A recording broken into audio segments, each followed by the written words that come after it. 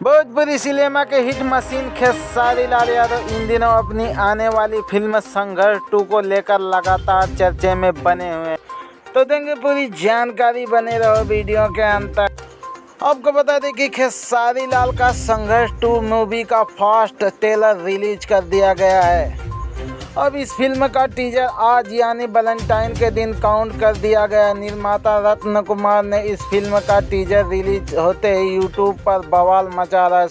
वहीं संघर्ष 2 का टीजर वर्ल्ड वाइड रिकॉर्ड के ऑफिशियल यूट्यूब चैनल पर रिलीज किया गया, जो एक्शन से भरपूर फिल्म खेसारी का। आपको बता दो कि फिल्म खेसारी का एक्शन का अवतार देखकर आपको शाहरुख खान की फिल्म पठान की याद आ जाएगी, और शाहरुख खान की तरह संघर्ष 2 में खेसारी की बॉडी देखकर आप भी हिल जाएंगे। यह देखकर संघर्ष 2 का टीजर आपको हैरान कर देने वाला है।